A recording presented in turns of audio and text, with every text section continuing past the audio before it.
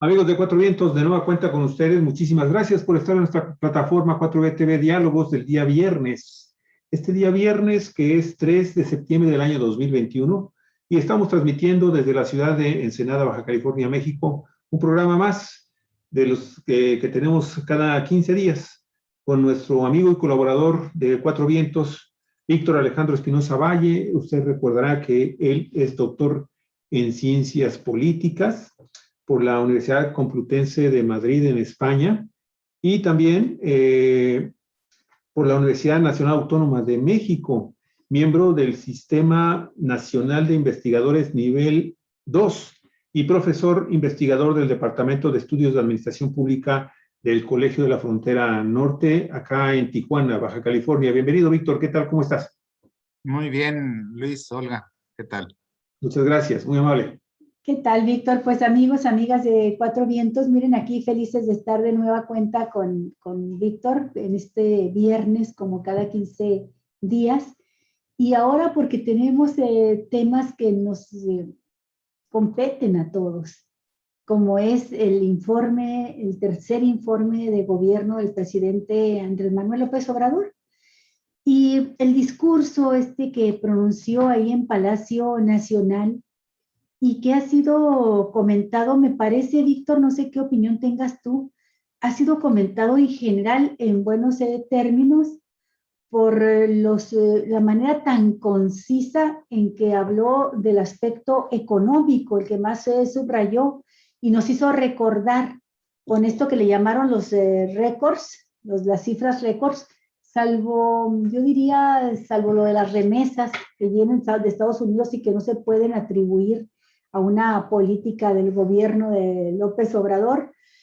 Todas estas cifras que dio sus otros datos que están sustentados en informes oficiales, en instituciones oficiales, tanto nacionales como extranjeras, y que fue así como él lo dijo, no hay expresión más acertada de vengan para que aprendan, porque nos hizo recordar todas las acusaciones, Víctor, que desde 2006 y antes se planteaban de que si este hombre llegaba a la presidencia de la República, en menos de 2 años México estaría sumido en el caos, endeudado hasta las orejas, hipotecado el país, con un índice inflacionario, una espiral indetenible, con una crisis económica que nos llevaría a situaciones de ingobernabilidad. En fin, esto me llamó la atención, Víctor, y me gustaría conocer tu opinión. Claro, no eres economista, pero eres, como todos nosotros, mexicano que sabe cómo nos va en nuestro bolsillo, cómo se comporta la economía en el país. Y al llamarme la atención esto también, otra cosa, que fue, no sé si a ti te pasaba cuando andaba de candidato desde la primera candidatura de López Obrador, pero con más razón en la de 2018, que se discutía que si era un Hugo Chávez, que si era un socialista, que si iba a llevar al país al comunismo. Y nosotros decíamos aquí en nuestras pláticas, Javier y yo y otros compañeros, decíamos, López Obrador está lejos de ser un socialista, un comunista, pero sí representa una alternativa, una opción que por lo menos detenga, que frene esta avalancha destructora del neoliberalismo, estas privatizaciones que vienen a desmantelar al país, y si se puede, por supuesto que, y es una de las tareas que yo creo que están pendientes, también frenar la violencia que veníamos arrastrando por lo menos 2 sexenios atrás, yo pienso que más tiempo, pero recrudecida en los 2 últimos sexenios, y que se frene esa avalancha, ¿no? Y por eso me llamó tanto la atención que en su segundo párrafo López Obrador habla en su discurso de que lo más importante, dice, hemos parado en seco la tendencia privatizadora, y luego ya entra a darle una fuerza fundamental, algo que es eje de su política económica, que es rescatar lo que es Pemex, la Comisión Federal de Electricidad, estos recursos energéticos de la nación, rescatarlos para que en manos del Estado se convierta en una palanca para el desarrollo económico. Yo aquí dejo la introducción, hay otros aspectos, por supuesto, de carácter político, pero por lo pronto, si te parece, empezamos con esto. Adelante, Claro, ¿qué fue lo que más te llamó la atención? claro. Pues hay muchas cuestiones incluso formales, simbólicas, digamos, de este tercer informe de Andrés Manuel López Obrador. Es, como dice su libro, que además ha desatado una polémica porque es el libro más vendido de Amazon en esta semana, o sea, y ya sus críticos dijeron que, pues que estaban obligando a los empleados gubernamentales a comprar el libro, ¿no? Parece que el libro está muy interesante, no lo he adquirido, lo voy a adquirir porque incluye muchas anécdotas de las relaciones, por ejemplo, con Putin, con Trump, que no es un libro como los otros que he escrito, ¿no? De planteamiento político, económico, sino al parecer vienen muchas de las cuestiones ya de qué le dijo tal personaje, cómo se negoció algo, y eso al parecer lo hace muy atractivo desde mi punto de vista. Pero creo que parte de la referencia que debemos de tener los mexicanos es cómo eran los informes antes, Sí. Olga. Era el día del presidente, así se le llamaba, ¿no? Era todo fastuoso, ¿no? Era la ocasión de vestir las mejores prendas y todo el glamour, ¿no? Para la pasarela. Hasta 2006, El besamanos. el besamanos posterior, sí, Uh-huh. la clase política, digamos, ahí ¿cuál es? Inclinaban. Uh-huh. Y se placeaba, ¿no? Es decir, era un escaparate para los políticos que pudiera poder estar en el recinto del Palacio Legislativo, que era en donde se hacía hasta 2006. En 2006 ya, después de la elección de 2006, el último informe de gobierno de Vicente Fox ya no lo pudo entregar. O sea, llegó hasta la sala de recepción y ahí tuvo que dejar En las escalinatas. el documento.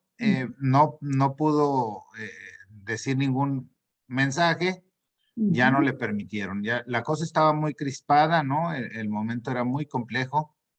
Y a partir de ahí, tanto Calderón como Peña Nieto y desde luego López Obrador trasladaron este evento, el del mensaje, a Palacio Nacional.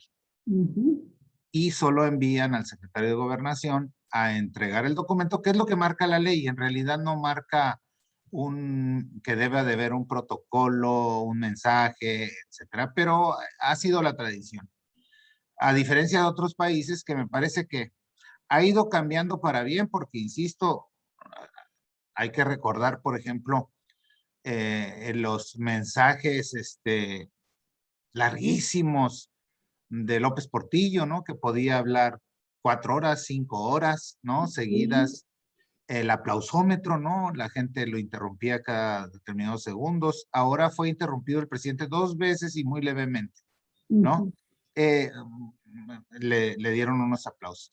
Pero antes era todo faraónico, salía el presidente por las calles aledañas al palacio, se tiraban toneladas de confeti, iba en un descapotable, etcétera, ¿no? O sea, corriendo el Estado Mayor Presidencial a un lado. Era todo una faramalla, ¿no? Fastuosa, de poder, ¿no? De demostrar poder.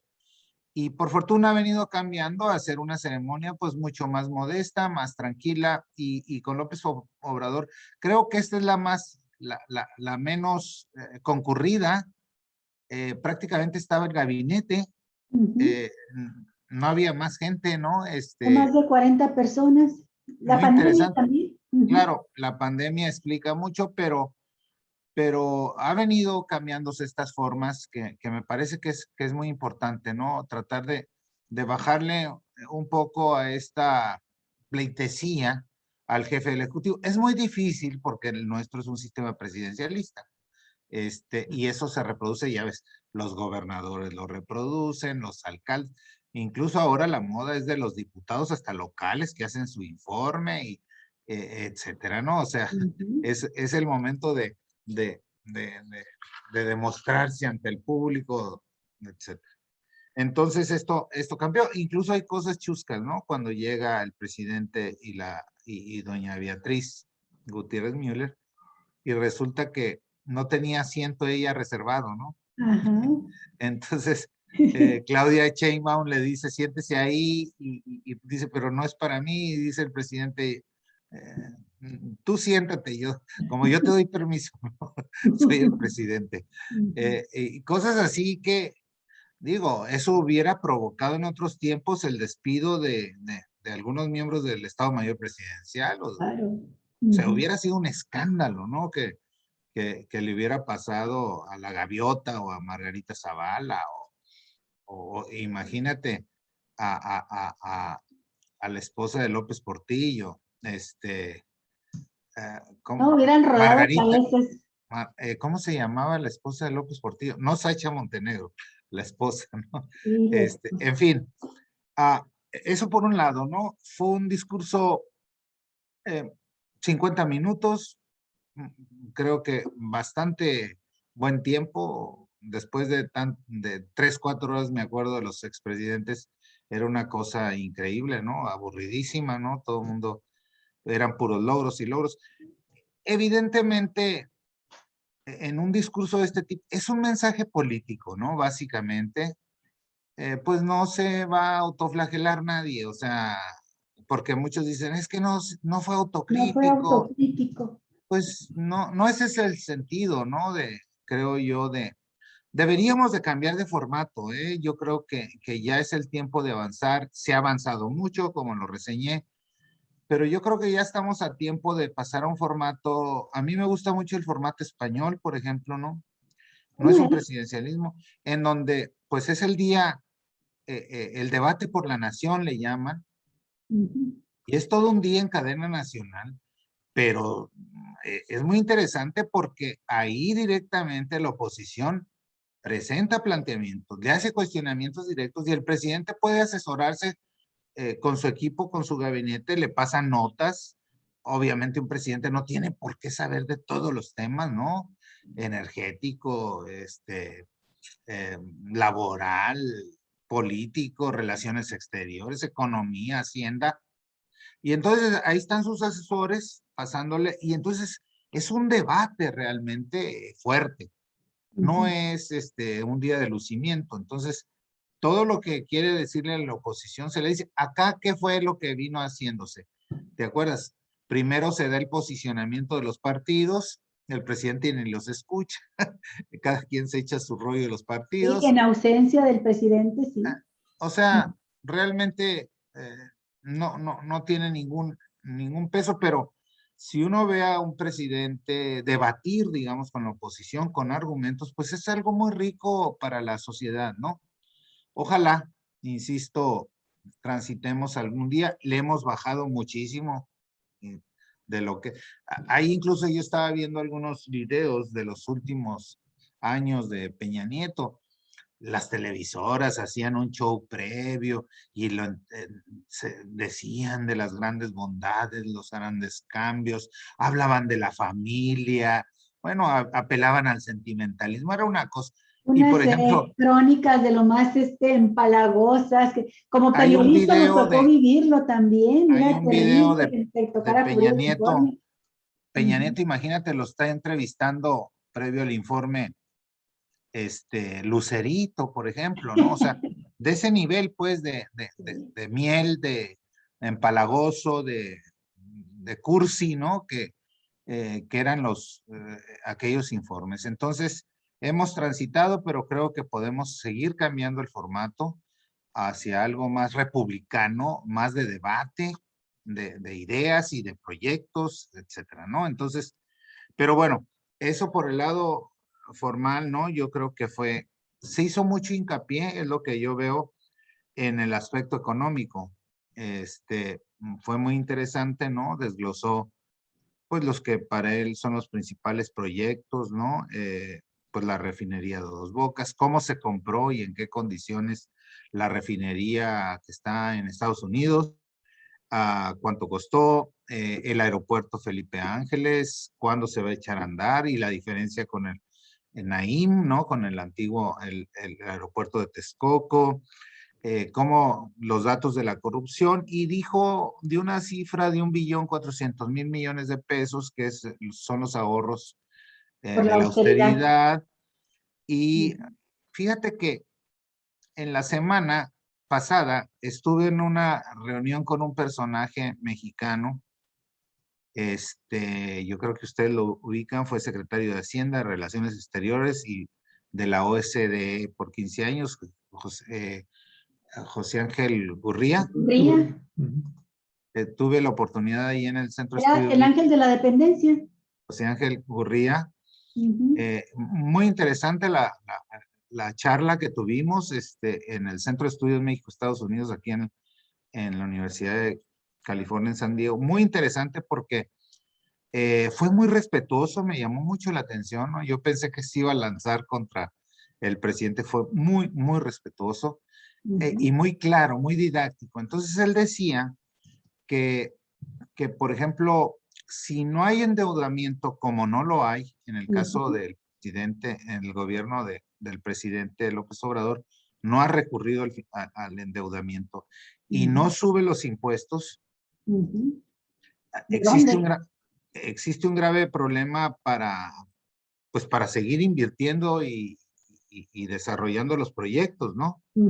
Entonces, dice que por eso, pues los países recurren al endeudamiento, suben impuestos, o sea, pero lo que está diciendo el presidente, y me parece, y él decía, eso sí, que por medio del ahorro o el combate a la corrupción, pues era complicado, ¿no? Tener todos los recursos.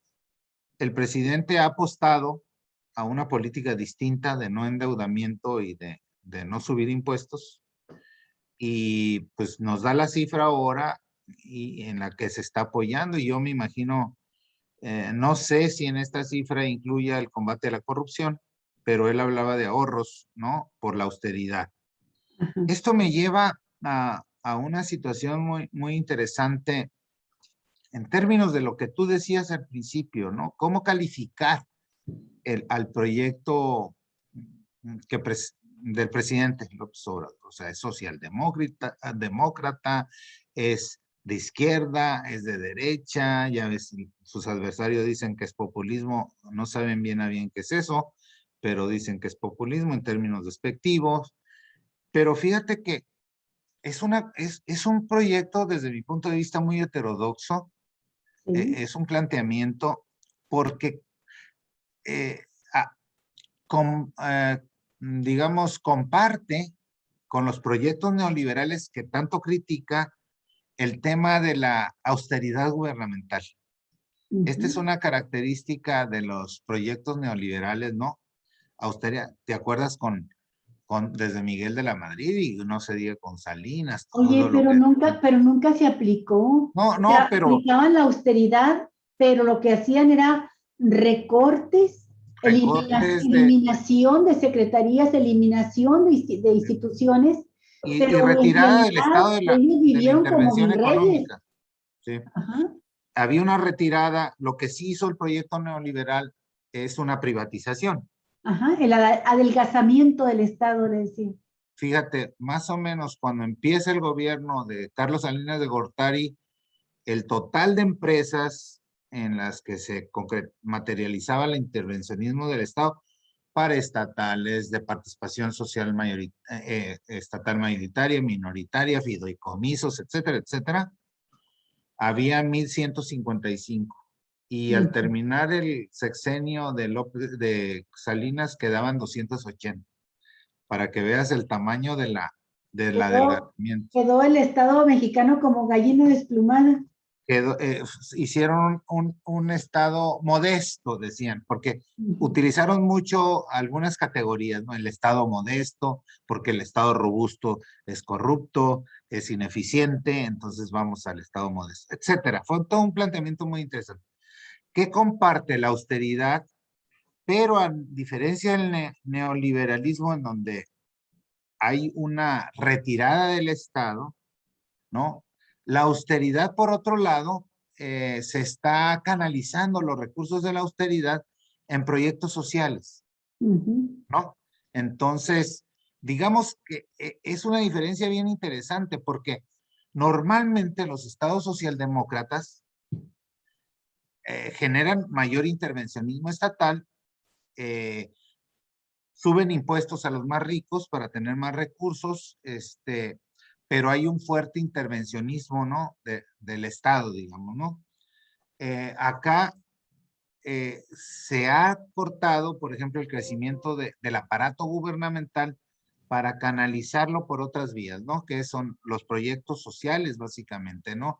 Pensiones a los adultos mayores. Hizo un anuncio interesantísimo, o sea, habló de dobletear para enero, si mal no recuerdo, el monto de las pensiones para adultos mayores. Sí, sí, va a estarse aumentando las pensiones. Primero se reduce la edad, ya no es hasta los 68 años, sino a partir de los 65 ahora. 65. Va a estar aumentando progresivamente y para el 2024 será el doble ya. Sí, entonces eso pues es una diferencia notable con el proyecto neoliberal, ¿no? Pero insisto, comparten esta idea de austeridad que en este caso, como bien dices, sí se ha llevado a cabo, o sea, sí ha habido recortes importantes, ya no han crecido las secretarías, todavía por la vía de altos salarios se va muchísimo, incluso en los gobiernos estatales, en los congresos locales. Muchos funcionarios ganan más. Ganan más que el presidente, o sea, muchísimos. Y por ahí pues están yendo muchos recursos, ¿no? No ha podido porque pues hay muchas trabas legales también, ¿no? Hay gente amparada, hay esta autonomía de los estados que les esgrimen cuando les conviene, ¿no? Etcétera. Pero bueno, es bien interesante en esta parte. Evidentemente, y él lo reconoció y me pareció bien el tema de la inseguridad, ¿no? Como un problema Oye, que Víctor, tiene. si me permites, antes de pasar a ese problema de la inseguridad, me gustaría llamar la atención de otro aspecto que para nosotros, sobre todo aquí en Baja California, lo entendemos perfectamente de qué se trata. No solamente habla del billón 400,000 millones de pesos ahorrados por la austeridad, que le permiten hacer esto, por ejemplo, a profundizar, ampliar y profundizar los programas sociales, sino que también tiene otra fuente de ingresos que no la destacó mucho, pero sí la mencionó cuando habla de las cantidades exorbitantes de 360,000 millones de pesos que condonaban los gobiernos anteriores a empresarios, bueno, la mayoría de ellos muy pudientes, ¿no? A grandes empresarios. Y esto tiene que ver también con el hecho de que ahora no se condonan esos impuestos, pero se ha cobrado además impuestos que debían por cantidades de 8,000, 10,000, 12,000 millones de pesos. Y aquí es a lo que voy, que es lo importante. No solo se han ampliado los programas sociales, sino que habla de las grandes obras, las mega obras que se están desarrollando sin necesidad de recurrir a préstamos, pero dice, estamos construyendo carreteras, presas, hospitales, universidades, escuelas, acueductos, sistemas de drenaje, plantas de tratamientos de aguas residuales, puentes, refinerías, vías férreas, centrales eléctricas, aeropuertos, cuarteles, bibliotecas, parques, mercados, estadios, unidades deportivas y otras obras sin recurrir a las asociaciones públicas privadas. Sí, claro. Es decir, sin pedir deuda, pero tampoco convirtiendo toda esta obra en el negocio que se convierte para sectores para determinadas empresas regularmente muy ligadas al poder político y que dejan endeudados a los estados hasta las orejas, ¿no? Con concesiones de 20, 30 años, como los hemos visto, o más, como lo hemos visto aquí con las plantas desalinizadoras, por ejemplo, como la de Ensenada, que no ha servido para maldita la cosa, pero que sí nos ha creado un boquete en las finanzas muy grave. Y bueno, creo que este punto también es de subrayarse. O sea, la rectoría del Estado, pero también el Estado asumiendo las funciones fundamentales del desarrollo de la infraestructura sin que se preste a los grandes negocios jugosos con el que han hecho su agosto a través de esta figura algunos empresarios que recurren a las asociaciones públicas privadas, conocidas como APPs. Y que aquí, por cierto, en Baja California, hay una propuesta congelada, una solicitud que salió desde los ciudadanos para derogar la ley de las APPs. Eso Sí, debería ser el comentario sí, porque me pareció a muy través de importante. esta figura se han hecho grandes negocios, ¿no? Y antes eran las empresas de participación estatal mayoritaria o minoritaria, ¿no? Según, era la vía por la que entraban las empresas privadas, ¿no? A beneficiarse de los recursos públicos. Normalmente el Estado les ponía toda la infraestructura, ¿no? Y ellos ya nomás llegaban, ponían cualquier cosa a los privados y se quedaban con todas las ganancias, que era el proyecto en términos de lo que se buscaba con la energía eléctrica y con la energía petrolera, ¿no? Con el petróleo. Exactamente para allá se iba y es lo que se detuvo, ¿no? Por eso, pues, se han golpeado tantos intereses, ¿no? El problema, como bien dices, es que, pues, estos espacios locales, los gobernadores que siguen haciendo negocios, ¿no? Que son verdaderos señores feudales de su territorio, ¿no? Y siguen otorgando permisos, concesiones. Mira, en Baja California lo que ha costado lo de Constellations Brands, ¿no? De primero toda la oposición que se tuvo que hacer para que no siguiera la planta, ¿no? En donde se les da todo a los empresarios, ¿no? Y lo justifica el Estado diciendo, el gobierno, pues que generan empleos, ¿no? Cuando son a veces, pues raquíticos y se llevan toda la ganancia, pagan muy pocos impuestos, etcétera, ¿no? Y esto, así estaba todo el país. Ahora, pues es muy difícil cambiar toda esta situación. Hay muchos intereses en medio de la noche a la mañana, ¿no? O sea, cuando alguien, y además a mí me llama mucho la atención la mayoría de los analistas, ¿no? Que critican, pues que no se ha avanzado, que no se ha hecho nada, juzgan el gobierno de López Obrador como si yo hubiera terminado, o sea, formalmente ni siquiera van 3 años, ¿eh? Ahora, todo lo que dijo y todos los datos que se puedan revisar en ese contexto están mediados por la pandemia, ¿eh? O sea, Claro. fue un año o dos, han sido 2 años particularmente difíciles, o sea, y todos los países lo han padecido en términos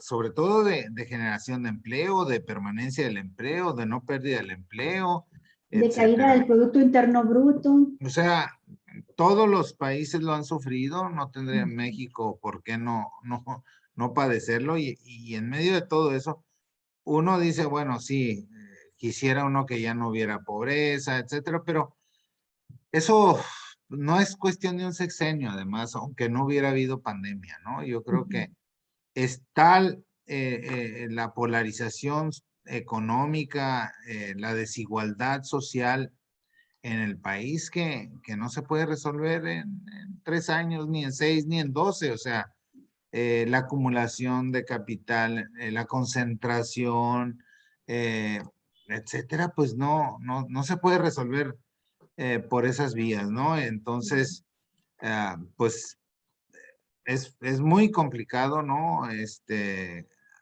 Ser gobernante en estos 2 últimos años en un país en donde, insisto yo, es presidencialista y por ende a la presidencia de la República se le endilgan todo, así como se le endilgan los logros también, los problemas, ¿no? Los Es decir, rezagos. Ujú. la crítica es al gobierno de López Obrador, pero no escucho críticas a gobiernos particulares, ¿no? Sí. Como si los gobiernos de los estados no tuvieran nada que ver en los problemas del país, ¿no? Como si los gobernadores o las gobernadoras fueran, no sé, islas, ¿no? En medio de todo esto, cuando hay mucha... No podemos entender, por ejemplo, uno de los déficits más grandes y de los pendientes, que es la inseguridad, Ujú. sin ver lo que pasa en las entidades o cómo funciona el sistema judicial en las entidades, el tema de la impunidad, etcétera. O sea, no se o digamos, la relación que hay entre gobernantes y grupos delincuenciales o si bien no de narcotráfico, pero pues todos los negocios que se hacen al amparo de los gobiernos locales, ¿no? Ujú. Yo no conozco hasta ahorita, no sé ustedes, a lo mejor sí, exgobernadores pobres, por ejemplo, ¿no?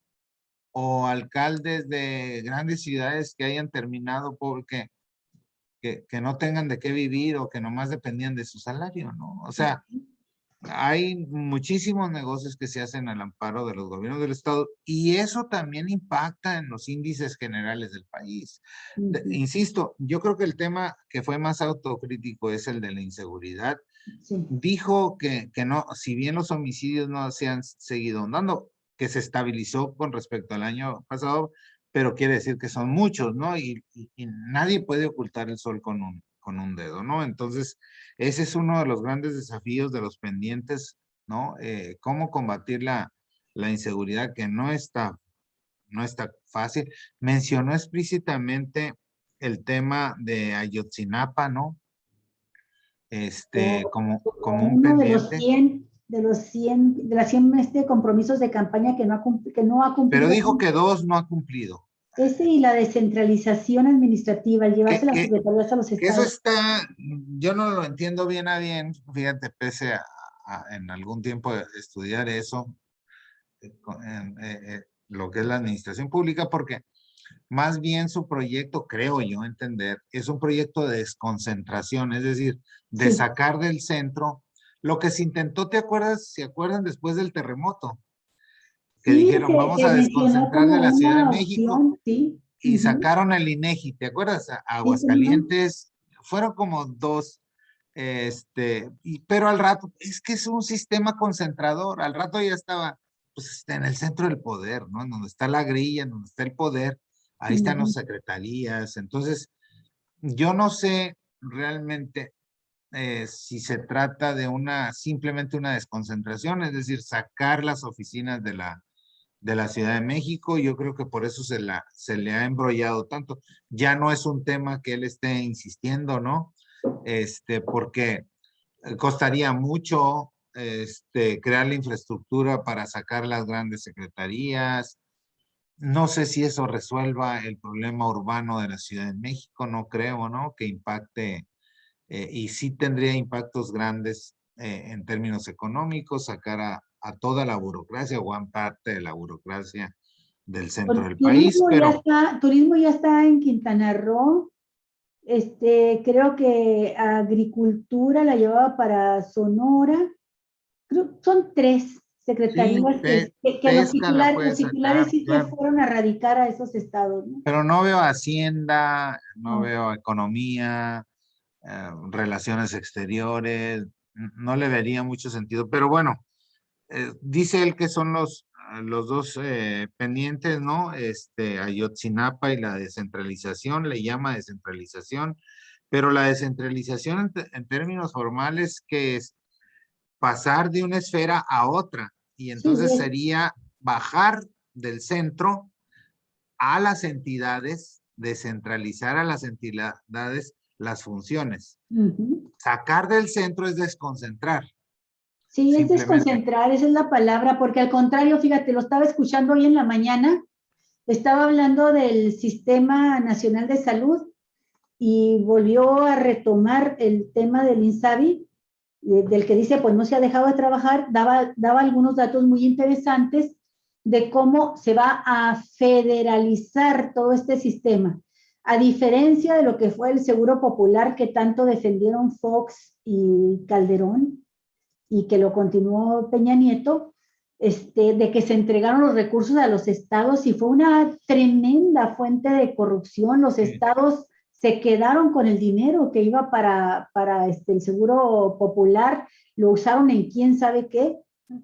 Y ahí andaban desesperados. Aquí teníamos en Ensenada a un representante del gobierno anterior a Kiko Vega, casi casa por casa levantando a gente que da los censos, los padrones, porque entre más gente tuvieras anotada, más recursos le llegaban al Estado. Pero dice, en lugar de eso, lo que vamos a hacer es federalizar.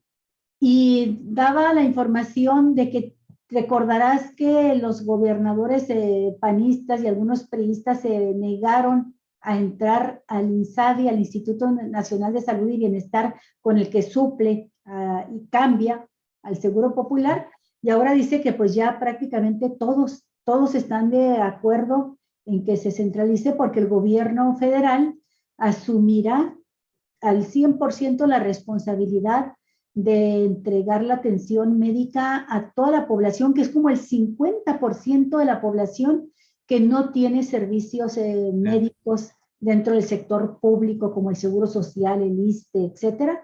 Y dijo algo muy interesante, dijo, vamos a reproducir un esquema que en su opinión es el que más ha funcionado, que son estas instituciones del seguro social, Javier, como el que existe en San Quintín. El IMSS, ahora le llaman IMSS Bienestar, antes era IMSS Solidaridad o IMSS Progreso. Dice, este es un esquema que está funcionando muy bien y a partir de ahí es la unidad que va a crecer hasta puede convertirse en los hospitales especializados. Pero dentro del recorrido que hizo por el país se encontró que son los que mejor funcionan. Dice, porque los hospitales regionales muy raros en algunos estados están bien, pero como sistema federal, bueno, lo mencioné porque en efecto, eso es concentrar, eso es federalizar las funciones y el compromiso de dar la atención médica, no nada más la consulta y las medicinas gratis, sino también los estudios de laboratorio, las intervenciones quirúrgicas, a toda la población. Fue lo que sucedió con el proyecto de descentralización educativa. Si tú pasas definitivamente todo, las toma de decisiones, proyectos, políticas educativas a los estados y desmantelas la federalización, desmantelas el control federal, pues te puede pasar que un estado panista pues decida cambiar los contenidos laicos de los libros de texto. O sea, ¿me entiendes? O sea, sí, claro. Tú le das a un gobernador o gobernadora de derecha la posibilidad de cambiar los libros de texto y los contenidos te los cambian y se hacen pro vida, ¿no? O sea, tú no puedes hacer eso aun cuando formalmente la descentralización educativa era traspasar, ¿no? Pero Sí. las políticas centrales de contenidos no se pudieron traspasar porque era un peligro. Entonces, pues ese es el dilema yo cuando escucho a los profederalistas, descentralizadores, ¿no? Que se rasgan las vestiduras, pues sí veo un peligro a nivel local que puede salirte alguien de extrema derecha y cambiar todo el sentido de la educación, de la economía, de los programas sociales. Entonces tú no puedes hacer eso, ¿no? Entonces, esa es la discusión, ¿no?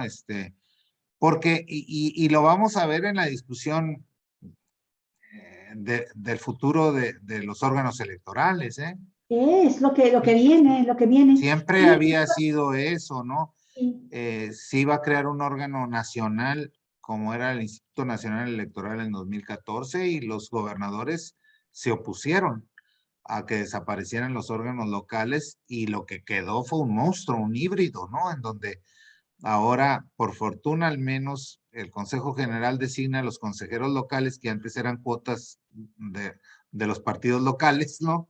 del gobernador sobre todo, pero dependen estos institutos de los recursos que otorga el Congreso local. Entonces, si un gobernador quiere ahorcar a un instituto, lo ahorca, no le da recursos, ¿no? No le aprueba el presupuesto. Entonces, quedamos en un híbrido ahí, en un Frankenstein, ¿no? Entonces, que una reforma electoral tiene que resolver, ¿no? O se les da la capacidad de organizar y recursos propios, o desaparecen, ¿no? Así de sencillo es el planteamiento y así era la discusión previa.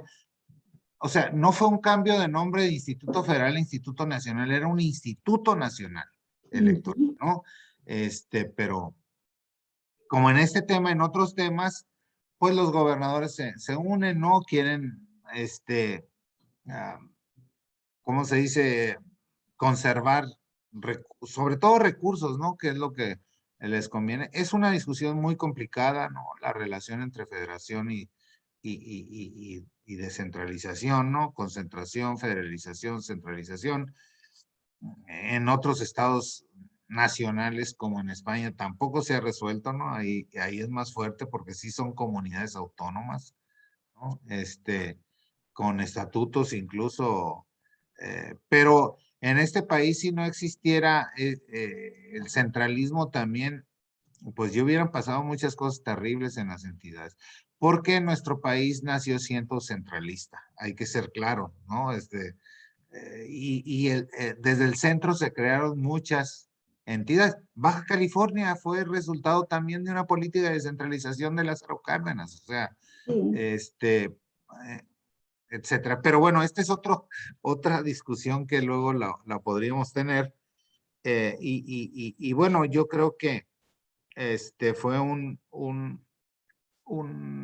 informe a mitad del camino. Yo creo que pues se viene una segunda parte complicada porque está en curso y como otra vez sistema presidencialista, pues viene la sucesión presidencial, el deporte por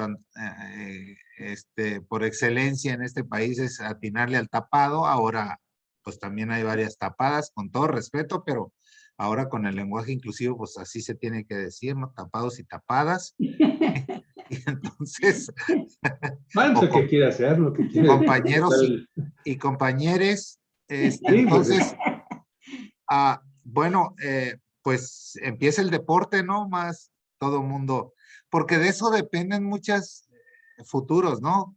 Personales, o sea, según con quién te alineas, qué grupo perteneces, y bueno, este es algo de cada 6 años, ¿no? Que empieza, es muy prematuro, pero pues en México, eh, incluso a veces desde el otro día que toma posesión un presidente ya empiezan las especulaciones, ¿no? Que si cómo quedó el gabinete, que si quién va a ser el futuro, etcétera, ¿no? Entonces, pues eso, estos 3 años, yo espero que pudieran ser mejores en términos de las políticas sociales y económicas si hay un control de la pandemia, ¿no? Es decir, yo creo que el tema de la pandemia debe de empezar a permitir, digamos, la reactivación económica y esto pues le daría un sesgo un poco diferente al gobierno, ¿no? Es decir, se podrían hacer grandes cosas. Además, pues va a empezar a funcionar el año que entra y es muy interesante el aeropuerto Felipe Ángeles, si terminan Dos Bocas, si terminan el Tren Maya. Es decir, va a haber otros indicadores, digamos, en la segunda periodo de gobierno de López Obrador. Vamos a ver qué pasa con la revocación de mandato. Yo creo que no va a haber grandes sobresaltos, no veo. Ahí están los indicadores de popularidad, sigue estando muy alto, ¿no? En los niveles de aceptación. No veo una oposición fuerte, digamos, que permita una presión, salvo este tipo de episodios, ¿no? Y a lo mejor podemos ir entrando al otro tema.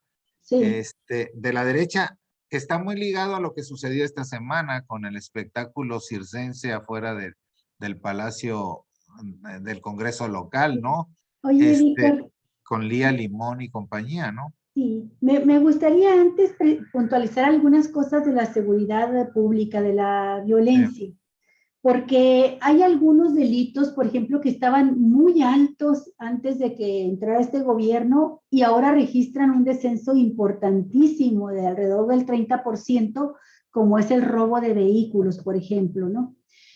López Obrador dio a conocer varias cifras así de una cantidad de delitos que se lleva el control día con día, el registro día con día.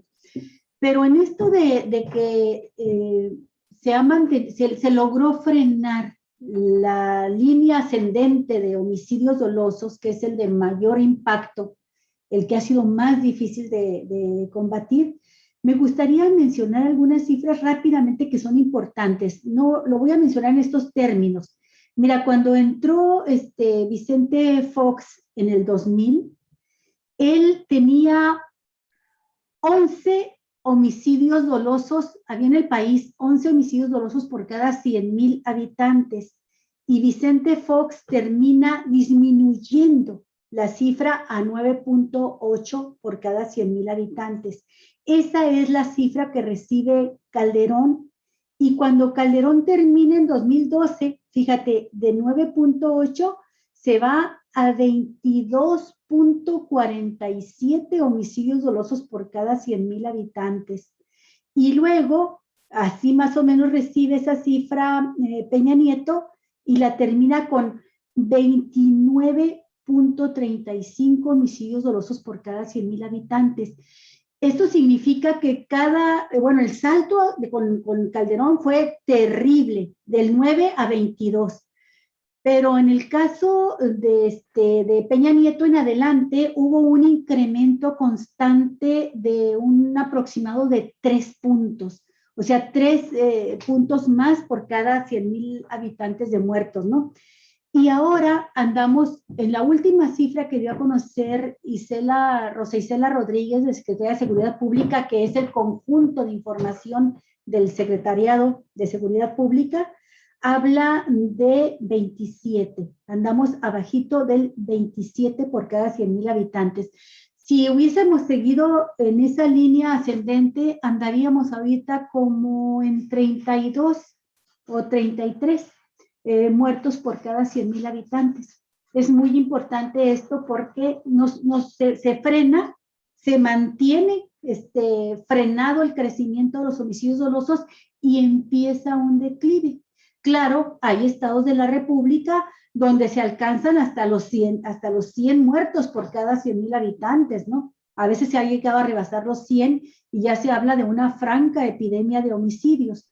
Pero este dato a nivel nacional me parece que es importante tenerlo con esa claridad, porque sí es importante que se haya logrado frenar. Yo lo pongo como en el ejemplo de cuando uno se somete a dieta, que está obeso, y vas engordando 3 kilos cada año, y de pronto dices, es que no he bajado nada, ¿verdad? Sí, pero en lugar de pesar 100 kilos, sigues pesando 97 o 96. Entonces, puede ser muy tonto la comparación, pero creo que es importante saber que no aumentó, se frenó esa línea ascendente y empieza a bajar hasta estar en 27 por cada 100,000. Todavía no logramos bajar ese pico tan alto que nos dejó al final de su sexenio Calderón, de Calderón para acá.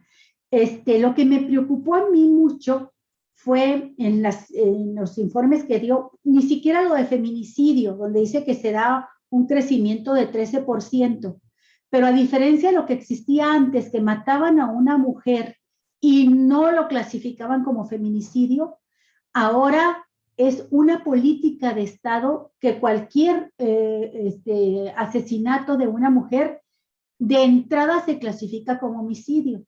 Después puedes descartarlo, ¿verdad? Fueron otras las causas. Y esta puede ser la razón de este incremento de 13%, que ahora se está clasificando como es, y debe haber un margen grande de la investigación que todavía no se ajusta a saber si fue o no fue homicidio, porque hay que ver que el aparato que la investigación de los crímenes es un aparato que se mueve muy lentamente, ¿no? Pero de entrada están registrados como homicidio. Entonces, creo que en esto de seguridad pública es de destacar que se logró ya desde el inicio, se lo propuso y se mantuvo ahora los 3 años de gobierno la reducción casi definitiva del robo de gasolina, que es un crimen organizado fuerte con el huachicol, como le llamamos, ¿no? Y se mantiene esa reducción hasta el 95%, se hace un 5% de robo que todavía persiste, pero pues ya no, nada comparable con lo que había. Y creo que es importante mencionar, por ejemplo, la reducción del 18% en secuestros, que es otro crimen de alto impacto. Ahí hubo una reducción del 18%. Y también te digo otros datos que digo, pero los que me preocuparon a mí es la extorsión, que aumentó en un 28%, la extorsión. Y el robo de transporte público individual. Es muy preocupante porque le afecta directamente al ciudadano que va por ahí en una combi. Lo hemos visto mucho en los videos que pasan de la Ciudad de México, ¿no? Que va en las combis, en los taxis, en los camiones y suben los malandros. Y es un robo que duele mucho, que afecta mucho a la ciudadanía y llega al 12% su crecimiento. Y creo que esto es una consecuencia también de los problemas también de la pandemia por una parte, pero por otro lado de una desatención.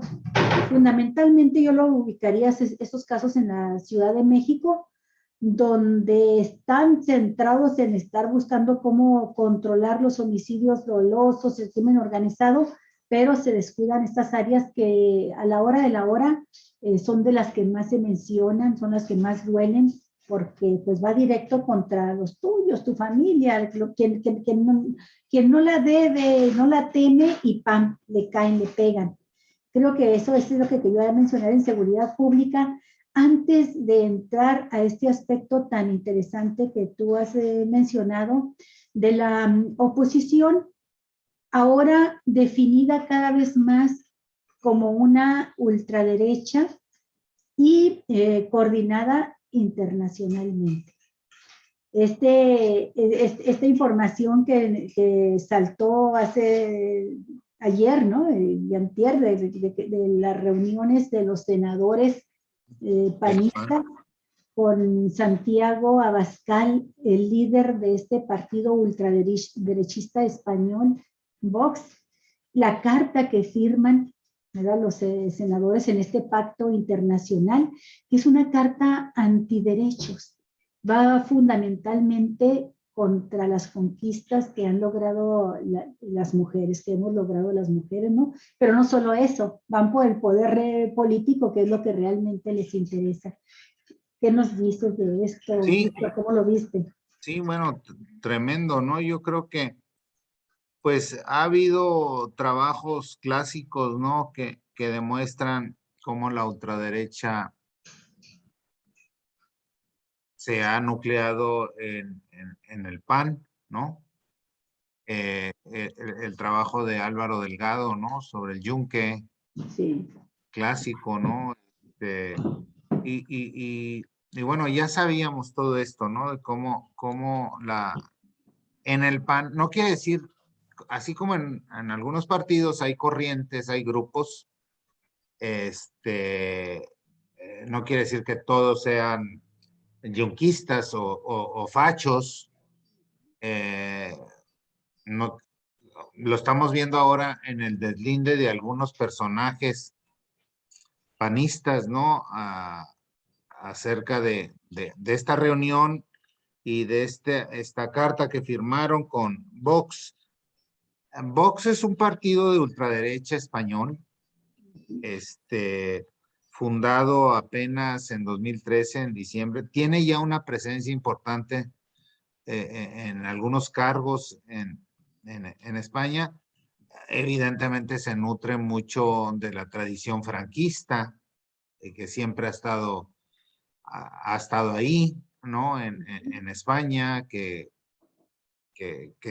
tuvo momentos de control desde el 39 más o menos hasta el 75, que es la muerte del caudillo Francisco Franco. Controló el poder en España.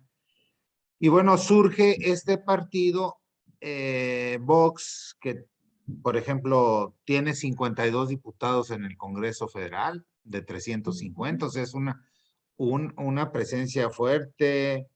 En alcaldías tiene menos, apenas 5 en todo el país, pero tiene muchos concejales, tiene más de 62,000 militantes en España. ¿Cuántos?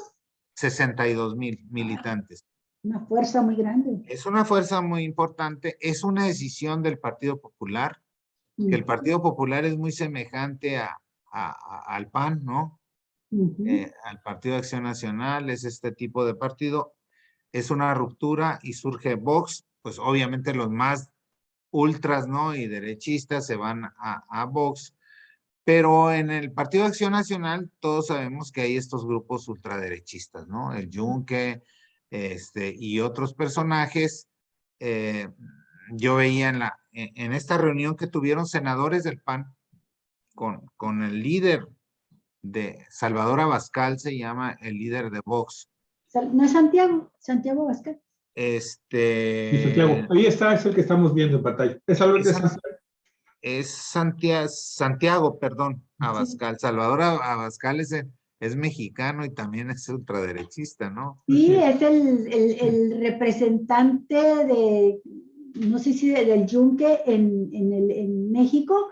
Sí. Y creo que es hijo de Carlos Abascal, ¿no? El exsecretario de Gobernación con Fox.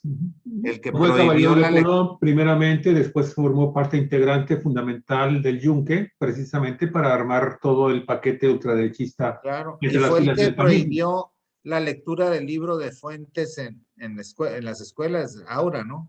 Ajá. Sí. Este que estamos viendo, este es Santiago. Este es el Santiago, sí. Es el que estuvo aquí. Sí. Y casi le dan los panistas, los senadores panistas, casi le dan las llaves de la ciudad. Le dieron las llaves de su corazón. En la reunión Lili Telles, por ejemplo, ¿no? Es de este corte, ¿no? De Lili Telles, que uno dice, ¿cómo es posible que haya llegado al Senado por Morena, no? Es oye, pero es más grave porque también Gina Cruz, nuestra senadora por Baja California, también lo firmó, ¿eh? También firmó la Carta de Madrid. Es que sí, pues son panistas que nunca han ocultado sus posiciones frente a temas como el derecho de las mujeres al aborto, a matrimonios monoparentales y otra serie de avances que se han tenido, ¿no? Y bueno, lo que llama la atención es que no dudan en llamarse también feministas, ¿no? Personajes como Lili Telles, si tú les preguntas son feministas, o Gina Cruz, en fin, fue lamentable. Borraron el tweet en donde sacaron la foto muy orgullosos, ¿te acuerdas? Pero bueno, como dicen en redes sociales, todo el mundo tenía la pantalla. Sí, fíjate que son tan cínicos que en su comunicado del día de hoy, cuando están borrando el tuit del abrazo a Vox, dicen que los malinterpretamos. Sí, lo firman Lili Telles, Julián Rentería, Alejandra Reynosa, Marta Márquez, Roberto Moya, América Rangel, Raúl Torres, Manuel Oñarbe Baños, fíjate, del diputado del PRI, también estaba ahí firmando la Carta de Madrid. Y en fin, pues les dijeron, no, es que ustedes son los que hacen las interpretaciones equivocadas. Sí, pues mal pensados. Mal pensados, pues es la derecha extrema. Ahí habría que anotar también a personajes como Lía Limón, ¿no? Claro. La alcaldesa de Benito Juárez, que protagonizó el zafarrancho afuera del Congreso local. Tan grande. Es una cosa tan burda, ¿no? Uno ve los videos y por más que le busques, pues quién la golpeó, con quién la reprimió. Y luego Jesús Zambrano, el PRD, que es una vergüenza, comparando el acontecimiento con el halconazo del 10 de junio del No, 71. no tienen límite. Estupidez. Es No tienen, Yo qué creo que el desproporción. Payasos. PRD es una vergüenza, un esqueleto. Los chuchos convirtieron eso en... Qué lástima, ¿no? Porque del PAN, mira, cuando tú sabes que siempre han sido así, siempre han sido de derecha, en otros momentos hubo otros partidos de ultraderecha también en México, o muy conservadores como el PES, ¿no? Pues dices, así nacieron, nunca lo ocultaron, pero digo, el PRD, que era un partido de izquierda, ¿no? Aliado de estas causas, ¿no? Defendiendo a Lía Limón, que uno ve los videos y dices, por ejemplo, me escribía gente de izquierda, que ya se ha ido para allá, como Ricardo Becerra, no sé si lo ubiquen ustedes. Sí, Fue gente de izquierda, yo discuto mucho con él, le digo, a ver, la izquierda democrática defendiendo a su amiga Lía Limón, la represión, y le dije, mira, pues si es tu amiga, aconséjale que no se pare en medio del periférico porque la pueden atropellar, o sea, ¿no? Es decir, si hay una valla de policía resguardando y ella se salta la valla, ¿no? Y luego arremete contra los policías, ¿no? Incluso se iba así en reversa, ¿no? Y les pegaba, ¿no? sí. Y luego lo que se logra ver es que un compañero al alzar la mano le rasga con el reloj. Entonces, Ah, eso fue lo que pasó. O sea, no hubo nunca un golpe. Los policías nunca sacaron un arma, no sé si ven, solo los escudos y otros tratando de que no para pase nada. protegerse. Ujú. Y ellos, que son un grupito se aventaban y yo lo que vi es que un reloj le rasga, es un rasguñito, ¿no? O Sí, Sí, sea, pero la es que nariz toda saca esta mucha parte es sangre. muy Muy aparatosa, aparatoso. el sangrado es muy ayer, escandaloso. y luego, ayer, Lía Limón fue recibida por Claudia Sheinbaum. Que ya estaba programado Ya estaba antes programado. de este teatro, de este Y, montaje, ya estaba programada la y luego entrevista. los periodistas, yo escucho, ayer entrevista José Cárdenas a Lía Limón y pues ella dice, bueno, fue muy respetuoso, o sea, o sea, reconoce. Todavía el periodismo, eso es lo que yo no entiendo de la falta de ética del periodismo mexicano, que le dice Pepe Cárdenas, platícame de la golpiza que recibiste, ¿no? Por favor. O sea, Pero aparte hay algo, Víctor, que se han cansado de informarlo, de decirlo, y los medios de comunicación de prácticamente ignorarlo para reproducirlo en sus medios de comunicación. Y había varios diputados que habían ingresado, que se habían identificado, pidieron entrar. Vamos, la dirigente la presidenta de la Cámara de Diputados es del de la Partido Ciudad de Acción México. Nacional, les daba es acceso de a Acción Nacional, así y es, ella pidió la Ella así guardia. es, así es. Entonces, y estos llegan en un afán provocador, porque en eso se convirtieron los diputados en unos provocadores, este grupo, pues finalmente se salen con la suya con los medios de comunicación que les creen este tipo de pantomimas, de Pero, acciones de circo, pero ¿no? Luis, no creo que les crean. Yo creo que No les- aprovechan, ¿no? El show Fue muy burdo porque para mira, golpear, ¿no? según la información que esa está registrada en Bitácora, ¿verdad? De Seguridad Pública, primero, un día previo, la presidenta panista de la Cámara de Diputados le pide al gobierno de la Ciudad de México protección policíaca al edificio porque van a tener una sesión extraordinaria. Bueno, el gobierno de la Ciudad de México está obligado como Poder Ejecutivo a atender esta solicitud del legislativo. Lo hacen. Pero según la bitácora también, se empiezan a concentrar, Víctor, desde la reunión que iban a tener la Junta de Coordinación Política, los diputados con Martí Batres, Iba a arrancar hasta después de las 9 de la mañana, pero desde antes, desde las 6 y cacho de la mañana, antes de las 7, se empezaron a concentrar ahí personas convocadas por los alcaldes panistas de la Ciudad de México. Entonces dices tú, bueno, ¿para qué los están convocando? Bastaría, si querían entrar a esa reunión o al recinto, bastaría con que se comunicaran. Si los policías, primero los policías tenían instrucciones de a quien se identifique y sea un funcionario, darles libre paso, pero ellos jamás solicitan el paso. Claro, claro. Y hubiera bastado con que lo solicitaran y hubieran pasado. Parecía todo creado, todo intenso. Todo fue un circo.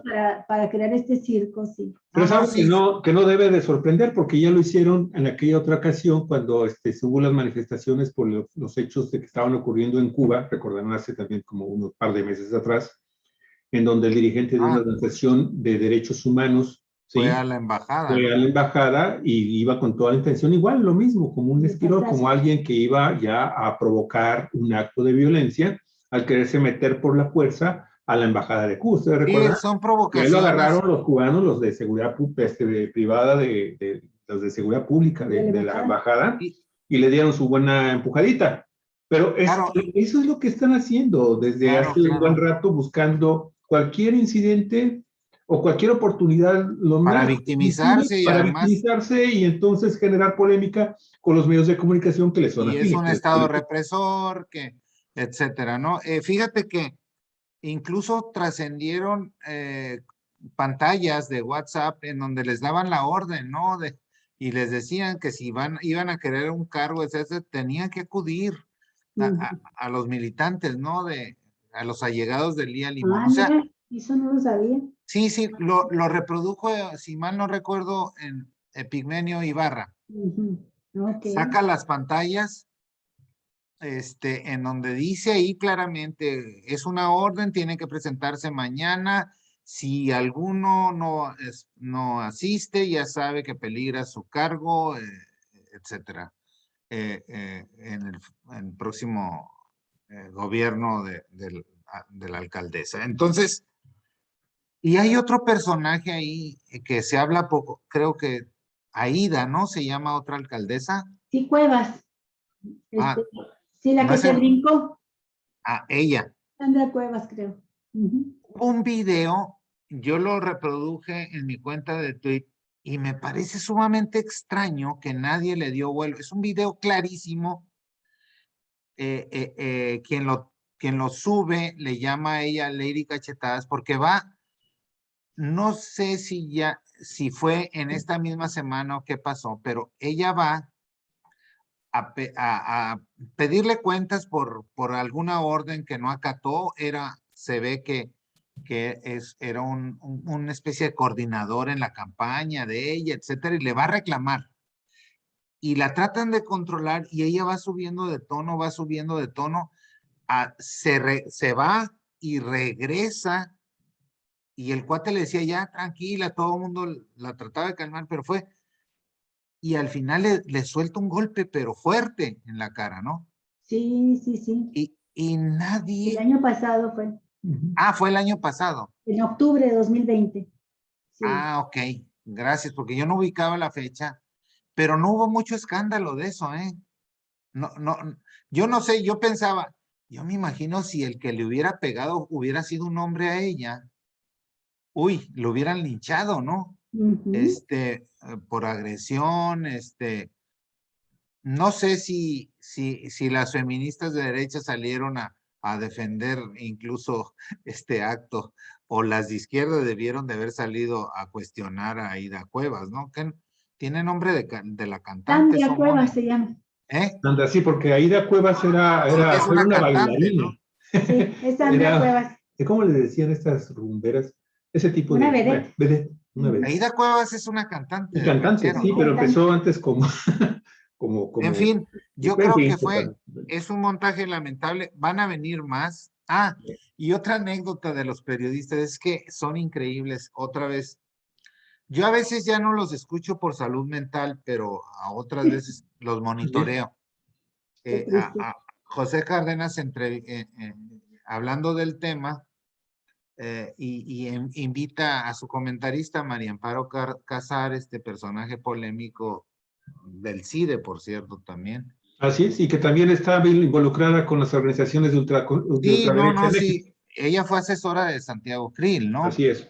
También Este, otro santo varón. y entonces hablan del tema y dicen que, pues, le achacan la represión a Lía Limón, a Martí Batres, que es el secretario de gobierno. Y Pepe Cárdenas dice, bueno, Martí Batres, como mucha gente, no me consta, pero mucha gente le llama porro. Sí, qué O sea, bárbaro. no me consta, pero dicen.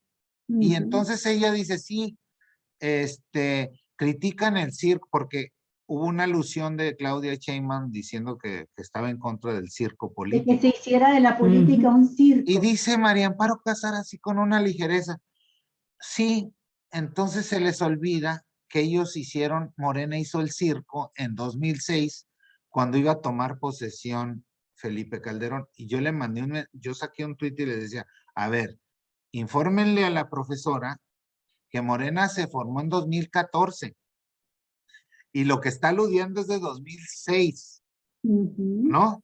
ujú. Está criticando, pero lo sueltan con una ligereza, una Pero mentira, además, Víctor, fue un plantón que duró muchas semanas y es una y que no circunstancia hubo un solo acto de totalmente, violencia. claro, y fue diferente el tema, Ujú. pero ella decía, critican a Lía por el acto circense, pero ellos lo hicieron en 2006 en ocasión de la toma de posesión de Felipe Calderón. Entonces, falseando los datos, o sea, María Amparo Cázar, que ahorita debe estar ganando, pues no sé, mínimo unos 90, 100,000 pesos por haberse quedado, nada más, por haberse quedado al frente de Mexicanos contra la sí, Corrupción, no, claro, y además, de esa asociación civil de... además hay una cosa muy extraña en el CIDE, ahora a propósito, que renunció Sergio López Ayllón, ¿no? El director, que estaba ligado a todos estos grupos y Sergio López Ayllón firmaba todos los desplegados Así es. de los Sí. abajo firmantes, ¿no? Entonces, no ha nombrado sucesor, pero el CIDE desde los tiempos de Enrique Cabrero mantiene a todos estos periodistas, no sé el caso de María Amparo Casar, pero es muy probable, con su salario. O sea, todos estos que cobran, además con Pepe Cárdenas, con López Dóriga, a todos les pagan un dineral en Reforma, Ganan más que un senador de la muchísimo. República. Yo me atrevería a decir que algunos de ellos tienen ingresos similares a los de un magistrado, a los de un Sí, ministro de porque, la Corte. mira, en Canal 11, en primer plano, les paga, si mal no recuerdo, 10,000 pesos por programa a cada uno. Qué poquitero. En Excelsior, en Reforma o en el Universal que publican también, cada uno de estos, mínimo son 15,000 pesos por artículo semanal. Y luego está, es la hora de opinar, que son los mismos, José Cárdenas, López Dóriga, pero a lo que voy es que si los quieren contratar, que les paguen lo que quieren. El problema es que siguen conservando las plazas de una institución. Eh, Enrique Cabrero creó una categoría especial y dijo, bueno, nomás les vamos a mantener el sueldo, no va a haber estímulos, no van a entrar estímulos, pero les mantiene el salario para que sigan en el SNI además. Y estaban así desde Leo Zuckerman, María Amparo Casar, etcétera, ¿no? José Antonio Crespo, Mauricio Merino, o sea, son muchísimos, o sea, el CIDE se ha especializado en eso. Ahora se dicen el CIDE preocupado porque los mencionó el presidente, ¿no? Pero es una institución pública, es un centro público de investigación como el Colegio de la Frontera Norte aquí o el CICES en Ensenada, ¿no? O sea, hay un nombramiento. Ellos tienen otro trabajo por fuera y eso Claro. por estatuto de personal académico no se permite el dobleteo. Claro. Entonces los tienen en estas circunstancias Y son todos ellos que están opinando con esa ligereza. Carlos Elizondo fue director del CIDE, no sé si siga cobrando. ¿Saben quién lo hizo toda la vida? Y nunca han hecho una investigación, yo no sé por qué. En el INAH, así estuvo Héctor Aguilar Camín toda la vida, era investigador del INAH.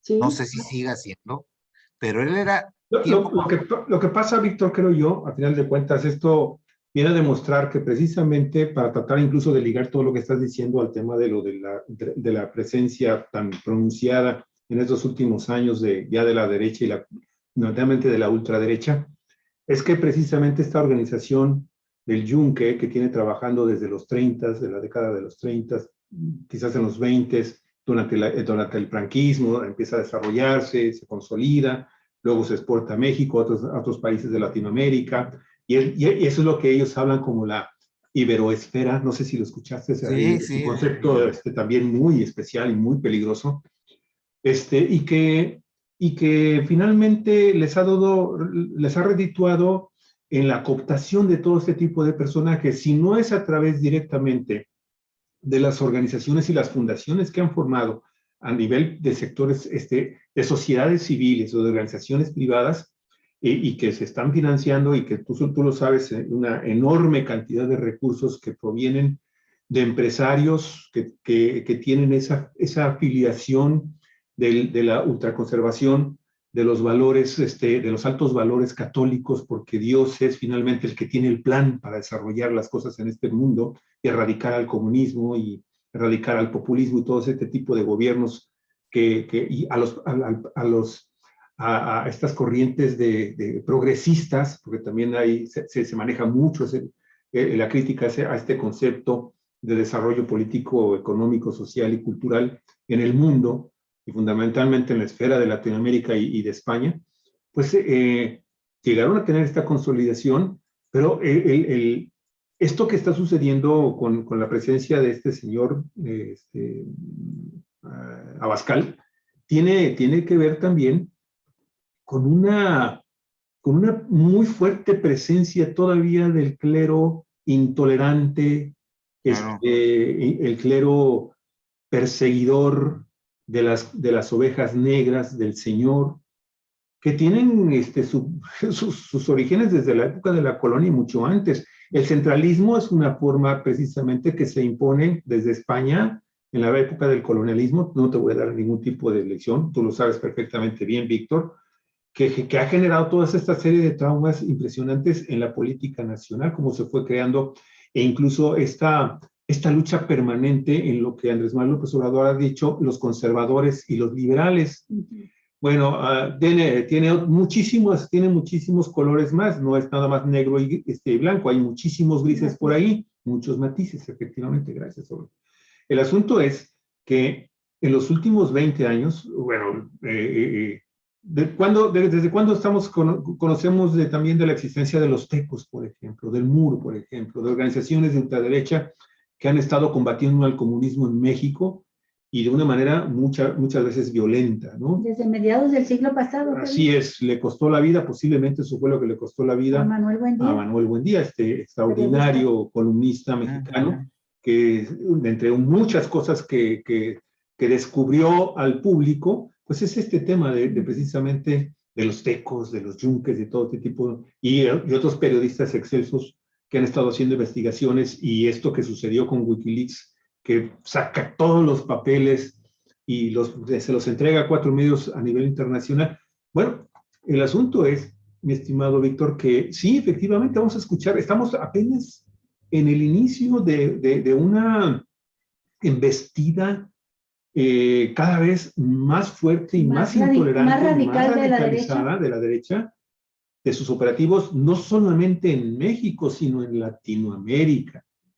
Y no hay que olvidar que los tecos han creado, junto con el MUR y con el Yunque, han creado grupos prácticamente paramilitares que se han dedicado, ya no en este país, sino en varios países de Centroamérica, a perseguir a gente que profesa algún tipo de idea de carácter socialista, izquierdista, anarquista, comunista. Progresista. Progresista, para ponerlo de una manera más sencilla y más más a tono a la época es que para tenemos ellos viviendo ahora, ¿verdad? todo lo que no está en la derecha y extrema derecha se Ujú. va al extremo de los comunistas. Todo es comunismo. Y el problema es que en el caso específico de Baja California y otros estados de la República, Guanajuato, aquí Jalisco, prácticamente todo el Bajío en donde el sinarquismo y los cristeros, tú sabes que no han cedido, ahí están gobernando muchos de los estados del centro y del altiplano mexicano.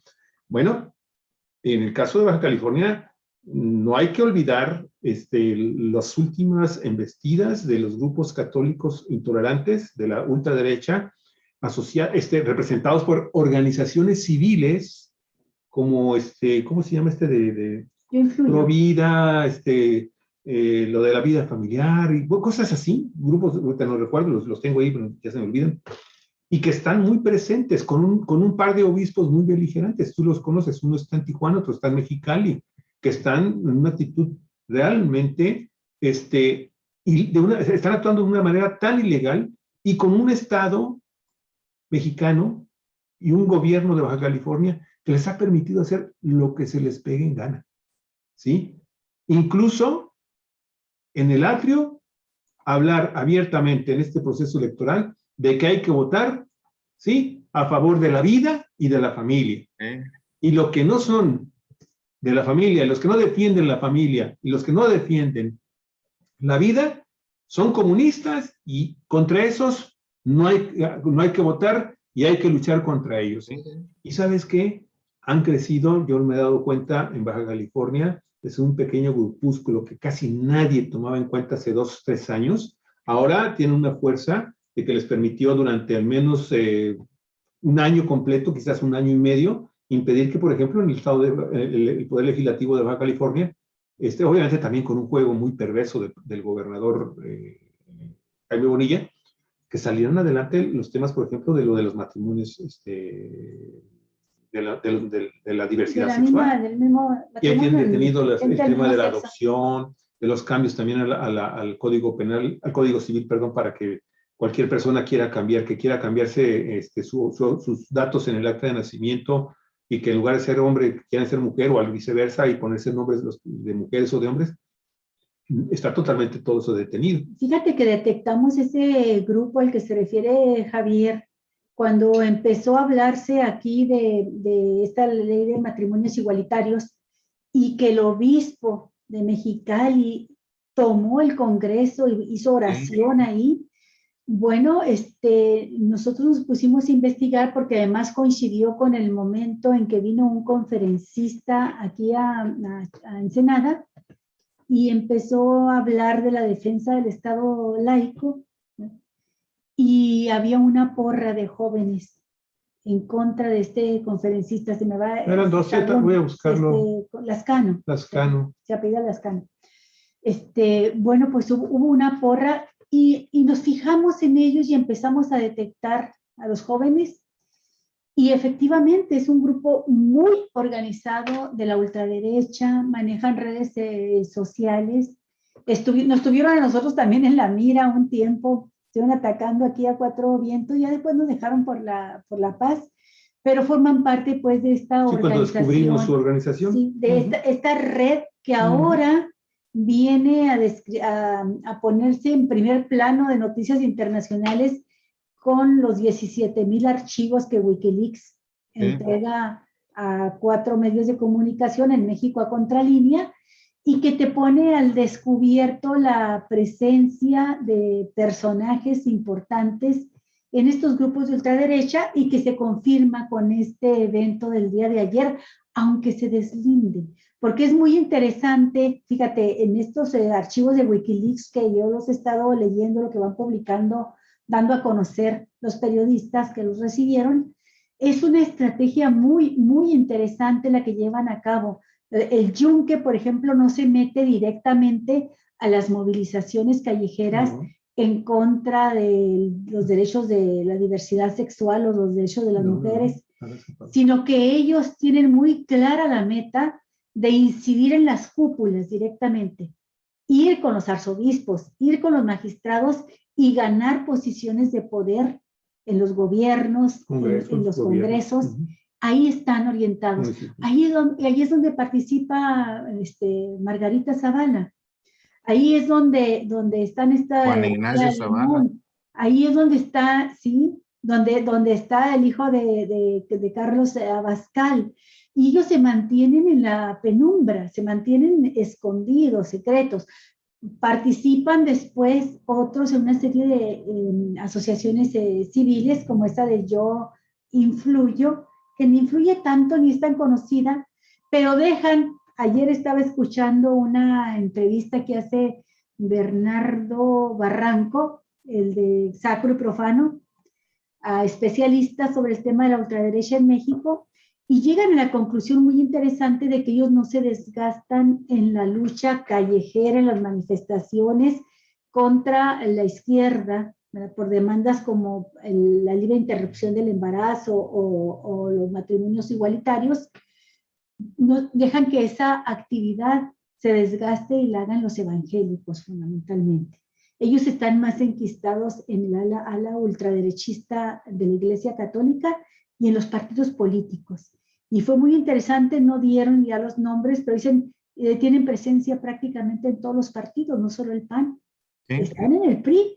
Y en Morena, hay presencia en Morena también. Yo veo cada de repente personaje recién electo que sale con unas, que lo ves en sus redes sociales o eso, con posiciones muy, o al menos que no entienden que deben de dejar de lado sus prácticas religiosas, pero lo mezclan todo como si fuera una gracia o no lo entienden o lo hacen a propósito, ¿no? O sea, gente que tú dices, oye, llegaste por un partido de izquierda. Sí. Entonces, imagínate en los partidos de derecha en donde pues no hay este prurito. Oye, tengo ya el nombre fíjate, es un investigador y profesor, de seguro lo conoces, Víctor, profesor emérito de la Facultad de Ciencias, Antonio Lascano.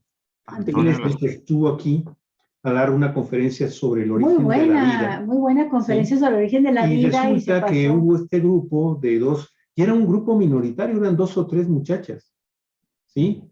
Que si tú ves su perfil de estas muchachas en Facebook, te dicen que son orgullosamente ultraconservadoras. Ultraderecha. De ultraderecha. Sí. Y entonces estuvieron interrumpiendo al profesor en cada momento en que tenían la oportunidad, hasta que hubo un grupo de las demás personas que estábamos ahí, pues que empezamos a llamar la atención de que, ok, pues si tú no estás convencida de lo que está diciendo aquí el profesor, pues pues muchas gracias, permítenos a todos los demás escuchar, sí, de una manera él también les contestó siempre de una manera muy cortés, hasta que también dijo, bueno, pues ¿de qué se trata, no? Porque eso van, esa es la actitud, esa es la consigna que tienen esto fue antes de los hechos de lo que sucedió el año pasado en la Cámara de Diputados con el tema de los matrimonios igualitarios.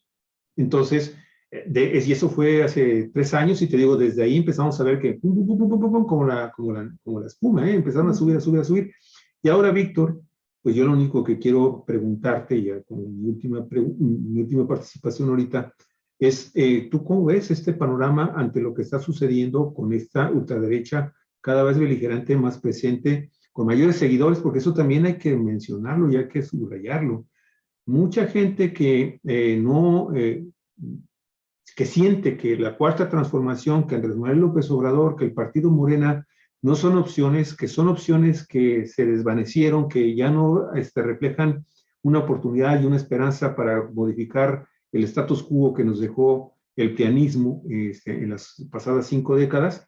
Bueno, están pensando entonces en tomar acciones todavía mucho más radicales y decir, bueno, pues al menos con estos mensajes a favor de la vida, a favor de la familia, en contra del comunismo, bueno, pues vamos a lo mejor tomando en consideración estas opciones, y quizás no en el 24, Víctor, pero yo los veo crecer y crecer y crecer y crecer. Yo los veo violar y violar la Constitución, varios de sus artículos, y no hay una autoridad en el Estado, en el municipio, no, si lo hacen desde y en la Federación, siendo autoridad, que desafortunadamente lo hacen incluso siendo, efectivamente, en algunos estados siendo autoridad, incluso ocupando cargos en la Cuarta La Transformación. gobernadora que viene ahora para Chihuahua es O de la Baja ultraderecha, ultraderecha. La de Baja California, No, tú lo pero, sabes. bueno, yo declarada así Así de es, sí. ultraderecha, Maru Campos, cuando gana la candidatura en el seno del Lo PAN, recordamos hace rato, sí. lo que hace es llamar a cerrar filas al panismo, porque los necesito, dice, los necesito a todos para combatir el comunismo. Esa fue su primera declaración política como candidata del PAN, ¿no? Y hay mucha gente, y hay muchos mexicanos, Víctor, que yo me he dado cuenta de que hay muchos mexicanos que ya están dispuestos a dar su voto, ¿sí? Y lo estamos viendo, poco a poco empiezan a evolucionar. Y hay que recordar que después del 24, pues termina ya la etapa fuerte política de Andrés Manuel López Obrador, y pues ves el panorama y dices, ay caray, no ves muchos liderazgos consolidados que puedan dar más avances en la materia de lo que, en este avance progresivo por el cual los mexicanos también votaron. Si no quisieron, ya lo comentábamos, no quisieron entrarle a una revolución más agresiva, más radical, más por la vía de las armas, más por la vía de las expropiaciones, de las estatizaciones y muchas cosas más que suceden en otros gobiernos realmente socialistas y comunistas. Aquí no, aquí dijimos, bueno, vamos por la tranquila. Bueno, de acuerdo con Wikileaks, encabezan el liderazgo, son 50 países donde está presente ya el Yunque, esta organización que nació en 1950 en Puebla, también con estas alianzas de las que hablaba Javier, los Tecos, el Muro, y el Yunque alcanzó un crecimiento inusitado tan solo en los últimos 10 años, y se habla que tiene que ver con el avance de la derecha en Europa, pero a la cabeza, como epicentro de este crecimiento, está el Yunque en México, directamente ligado a los 2 sexenios que tuvo el PAN en el poder. Desde ahí tendió todas las redes. Se presume también desviación de recursos para impulsar estas organizaciones, y está en 50 países, pero la fuerza fundamental, México, España, Alemania, Italia y Chile. Ahí es donde es lo más fuerte del crecimiento del Yunque. Y hay una serie de organizaciones que se dedican exclusivamente a impulsar las candidaturas de quienes se comparten su ideología ultraderechista. Y entre ellas está, bueno, ya dijimos, la que va a ser gobernadora, ya dentro de 3 días toma el cargo en Chihuahua. Pero está también una mujer que ha sido diputada y cambia de una a otra dentro del PAN, como los changos, ¿no? De una Iliana a otra. Y se va ahorita está, me acordé porque lo mencionaste tú, lo grave que es dejar la educación en gobiernos locales. Con Corral no es de estos grupos de ultraderecha, pero él hizo alianzas con la derecha del PAN para su candidatura y les dio posiciones dentro del gobierno y le dio el colegio de bachilleres, la dirección de los colegios de bachilleres a Teresa Ortuño. Ella es de la Unión Nacional de la Familia, por la familia. Y esta Unión Nacional por la Familia ya tiene un gran activismo en redes sociales, tienen sus páginas de internet. Tienen estaciones de radio. Estaciones de radio. Dice, somos un movimiento social conformado por millones de personas y miles de instituciones de todo el país que promovemos y defendemos 3 pilares de nuestro México: la vida, la familia y las libertades. Celebramos y respetamos la vida, y ponen a una mujer embarazada y señalan pues estar en contra del aborto. Respetamos la institución del matrimonio y se pronuncian en contra de los divorcios y en contra de los matrimonios igualitarios. Cuidamos que nuestros hijos estén libres de ideologías, dicen estos personeros de la ideología ultraderechista, ¿no? Y se refieren a la ideología de género, que así les ha dado por llamarla, ¿no? A las demandas de las mujeres. Y luego dice... también se refieren a la educación comunista o socialista. Sí, claro. Y bueno, así por el estilo, no me la acabo, pero me refiero a que si tú abres, te metes a investigar un poquito y te encuentras aquí en Baja California, en Chihuahua, en el país, una cantidad impresionante de páginas de ultraderecha. Muy interesante, yo creo que amerita un programa especial contigo, Víctor, porque ahorita está así de tema fundamental de estudio, provocó incluso una reacción hoy del presidente que había sido más moderado cuando le hablaron sobre el fortalecimiento del yunque en México, en el país y en otros países, y ahora que vio ya la imagen esta de la fotografía de los senadores del PAN con el partido, con el líder del partido Vox de España, el presidente dice, bueno, pues es que el PAN, al igual que Vox, son partidos casi fascistas. Bueno, eso es lo que está enfrentando como oposición y es lo que decías tú a propósito de Lía Limón y de este montaje que hicieron la semana pasada los alcaldes y alcaldesas panistas. Creo que por ahí podemos ir adelantando vísperas de cómo se va a poner la contienda político electoral, ideológica en los próximos meses de aquí al, bueno, todo lo que resta del gobierno de López Obrador, ¿no? Pero es un temazo, Víctor, ¿le entramos? Sí, pues, no hoy, ¿no? Porque No, pero nos preparamos para ese tema. para la próxima. Sí, estaría bien. A lo mejor invitar a alguien que sea experto en el yunque o en temas de la ultraderecha, ¿no? Ahora, yo diría que uno de los vehículos principales que percibo, te digo, yo no soy especialista en esto, pero por dónde se están metiendo estas ideas de ultraderecha es a través de la religión, Sí. ¿no? Es decir, uno ve, ahora que se ha popularizado tanto el WhatsApp y uno ve incluso, pues en algunos grupos que uno va participando porque te invitan, los vecinos, etcétera, ¿no?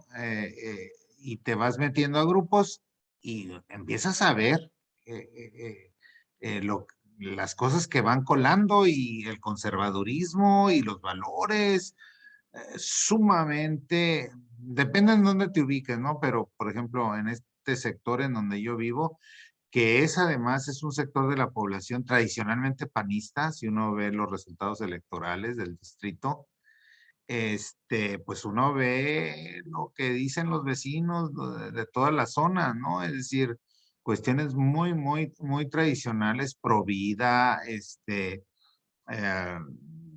contra el Estado laico, contra los matrimonios del mismo sexo, contra derechos elementales que se han ganado, ¿no? Entonces, yo creo que la vía que se ha utilizado es la religión, en esta zona preferentemente católica, pero pues no digamos las religiones protestantes también que tienen posiciones muy conservadoras. Y realmente dentro de la Iglesia Católica, los grupos que han sido más libertarios, como los teólogos de la liberación, que también, o grupos como los jesuitas, etcétera, pero creo que son minoritarios dentro del Sí. Sí, de hecho, el Papa ya los reprobó. ¿no? Como para contrarrestar.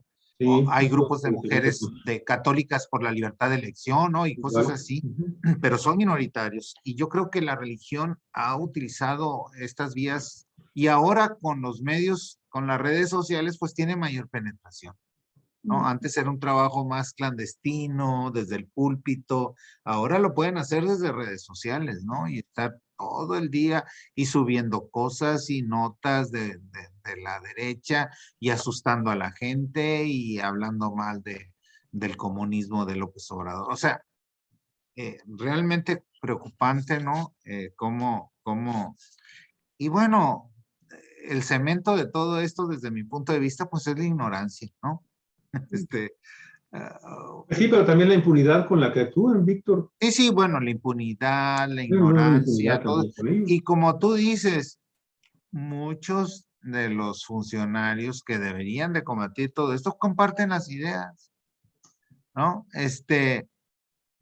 De repente yo de verdad descubro el conservadurismo de diputadas electas, de diputados, Sí. son conservadores finalmente, ¿no? y a lo mejor profesan una identidad política del momento, pero bien podrían estar en el PAN o en el PRI, aunque sean de Morena. Actuando directamente en una de estas organizaciones civiles de las clases, de los grupos ultraconservadores. En el caso específico, aquí te voy a citar un caso que también quedó testimonio público de cómo el presidente municipal de Ensenada, que buscaba su reelección y en plena campaña electoral para su reelección, acudió a un centro de culto evangélico y fue tan descarado que subió la imagen en cuanto a él estaban dando no sé qué tipo de oraciones y él estaba alabando a Dios en una actividad totalmente político-electoral, en donde recibió no sé qué reliquias, no sé qué tipo de cosas ahí, y el hombre feliz y contento como si nada. No hubo poder humano que pudiera sancionar un acto totalmente ilegal, totalmente contrario a lo que dicta la Constitución, tanto para los ministros de culto, de cualquier culto, como también por parte de los funcionarios públicos, ¿sí? ¿Y qué sucedió cuando se dio cuenta de que hubo medios, de que publicaron sus fotografías, sus videos, nosotros lo hicimos también, ¿sí? Bajó toda la información de su página y no hubo poder humano que interviniera para detener a esto. ¿Qué es lo que sucede, Víctor? Pues entonces estas organizaciones religiosas se envalentonan y continúan sin ningún problema haciendo lo que quieren hacer. Ese es el problema. Y luego hay grupos más radicales y más abiertos, ¿no? Como Frena. Sí. Por ejemplo. Que también son ultracatólicos, ¿no? ¿Recuerdan el plantón de las casitas voladoras? Pues, manejaban imágenes católicas, Rezaban, se ponían de rodillas ahí a rezar. ¿sí? Entonces, y estos grupos, digo, tú escuchas a Lozano, ¿cómo se llama su primer nombre? Es Lozano. Gilberto Lozano. Gilberto Lozano. De Frena. Realmente, algunas de las cosas que dice están fuera y están grabadas totalmente de la ley. O sea, amenazas directas al presidente de la República, ¿no? Son delitos y el tipo debería estar en la cárcel o en un manicomio porque está bastante afectado de sus facultades. Pero cualquier loco de sus seguidores le puede tomar la palabra, ¿no? Claro. Y generar imagínate. Entonces, sí, como tú dices, están amparados porque, pues mira, finalmente esos jueces que habrían de juzgarlos, ese poder judicial, pues los domingos se encuentran comulgando juntos, ¿no? Sí es. ¿No? Es probable, es muy probable que sí. Sí, Entonces, de hecho tienen 2 o 3 magistrados que pertenecen al YUM, que son de los datos interesantes que van a salir en estos días. Que uno es respetuoso de las religiones, de las creencias, sí, claro. Pero aquí se están mezclando la función pública en un estado laico con estas actividades que van contra el estado laico, ¿no? Claro. O sea, claro. esas proclamas y esas actividades. Y se llevan la consigna, imagínate como jueces, si tienen esta ideología y esta convicción en estos grupos secretos, imagínate cómo aplican las leyes cuando se trata de decir que ganó un candidato que está a favor de la interrupción legal del embarazo, legalizar la interrupción del embarazo, o si ganó un candidato o candidata que está en defensa de la familia, que está en contra del aborto. Pues no lo dudan 2 veces, aplican con criterios ideológicos lo que debían de aplicar en términos del derecho y de la justicia, ¿no? En ese sentido, yo la verdad sí le doy un aval a la actual Suprema Corte de Justicia de la Nación, porque en varias ocasiones cuando se han tenido que finalmente llegan los casos judiciales a la Suprema Corte, ahí afortunadamente han aplicado la ley y han, como dices tú, han corregido la plana a ministros, perdona, sí, a ministros de cortes inferiores que están avalando cosas que son totalmente inconstitucionales. Bueno, pues En ya rugiste, León. Ya quedamos centrados para analizar este tema. Si nos da el tiempo, la información, los elementos para hacer un programa especial invitando a alguien que tenga más conocimientos en el estudio de Sí, la hay que ultraderecha pensar en mexicana. alguien que maneje estos temas. Yo Sería conozco, pero pues están luego con agendas bien apretadas ahí en México. Sería ideal si nos pudiera ayudar Álvaro Delgado, que lo conocemos de Ojalá, mucho tiempo, el autor ojalá del título. pudieras, porque Oye, él es el especialista. El lunes. a propósito de libros, a propósito de libros, felicidades por tu libro. Gracias. Víctor, sí, yo ya ardo en deseos de conocerlo, de leerlo, así es que dime dónde lo puedo conseguir. Pues ahorita se consigue acá en Tijuana en una librería, ¿no? En el día, pero pues en un descuido hacemos una presentación en Ensenada.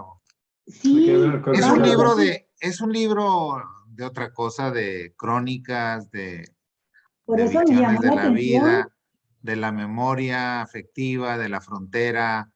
Es un libro, De anécdotas. bueno, hay algunas anécdotas de mis tiempos universitarios, pero son visiones de personajes, etcétera, una serie de crónicas, digamos, de la memoria afectiva. Para los amigos de Tijuana, entonces están en la librería El Día.